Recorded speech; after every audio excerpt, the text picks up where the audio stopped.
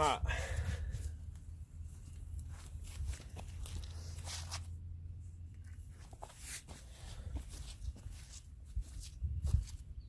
Alright, what's up YouTube? Lawn dogs and everybody else.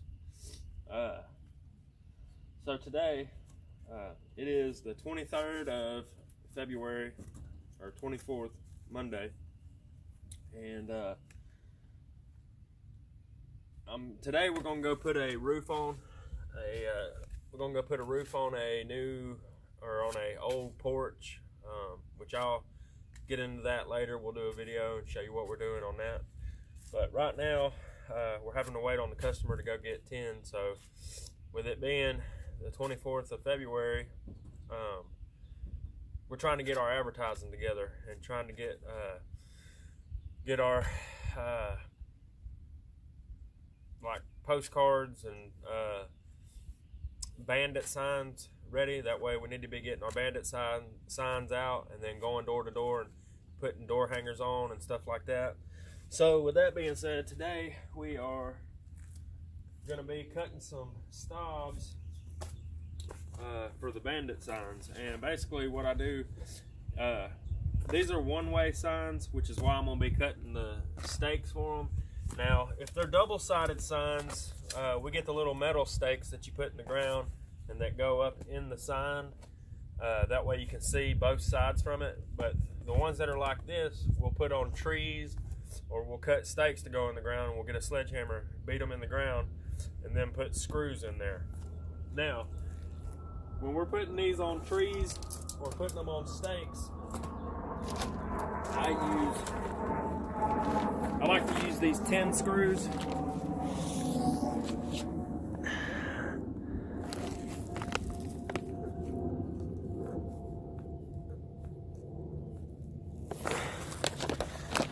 I'm having a hard time focusing the camera here. Let me take my dang glove off.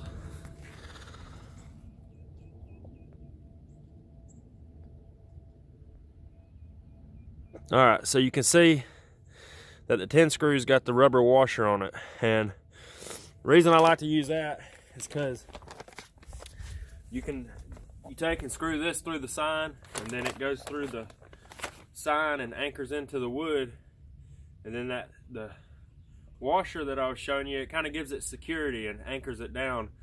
And you know how them signs are, like when wind gets up on them and starts blowing on them, it likes to rip them apart if you put nails in them or anything like that. So that's why I try to use these 10 screws, because that rubber washer on there kind of keeps it anchored and helps to keep the longevity of the sign. It helps to keep it, gives it a little more time before it tears up and stuff. But basically what I was going to show you is, we've been working on this deck over here at my mom's, which is another video that'll be coming out soon.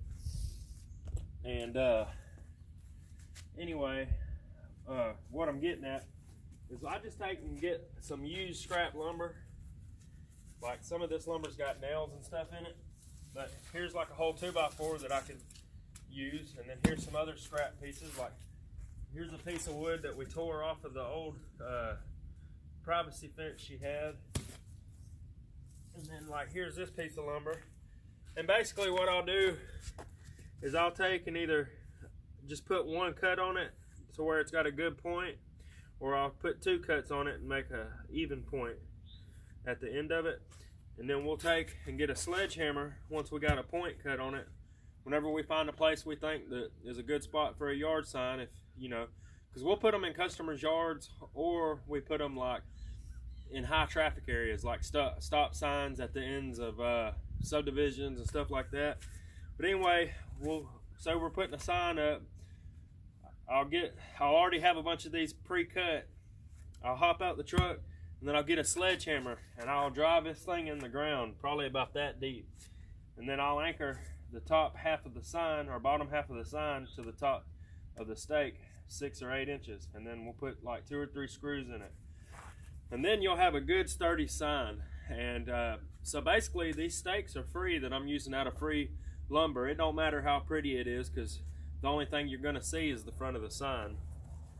And that's how we do for our one-sided signs. And I'll show you. Let me grab a skill saw real quick.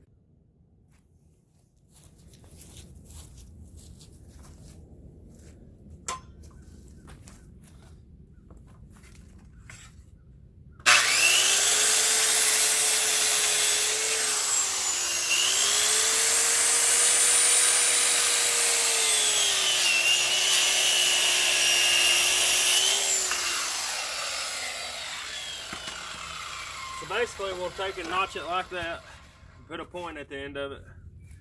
Then we'll take the sledgehammer, and you can see how good that point goes in the ground, and then we'll just beat that in the ground with a sledgehammer.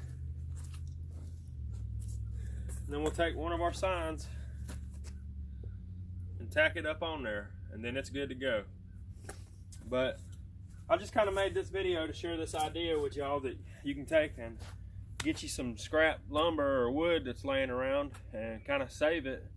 And then once you save up a good little pile, you can take and drive these stakes in the ground wherever you're wanting to put a Bandit sign, and put your Bandit sign, or drive your stake, then get your sign, screw it on there, and then there you go. You got free stakes for your Bandit signs. Keeps your costs down on your signs. Basically all you gotta do is order the sign. But if you're gonna do it like this, you gotta get one-sided signs. And what you can do, if all you have is one-sided signs, you put you one on the front, screw it on, and then bam, put you one on the back and screw it on. And now you got a double-sided sign.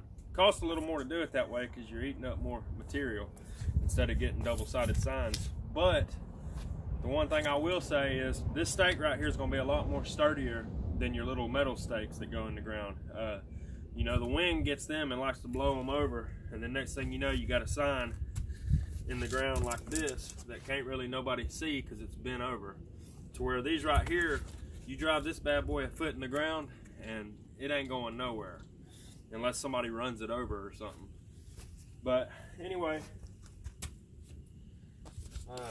that's just my tip of advice on the Bandit signs.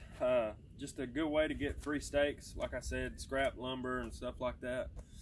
And if you get 2x6s or 2x8s, just rip them in half and then cut you a 4-foot stake out of it, and cut the end, and you can get multiple stakes out of a 2x6 or a 2x8.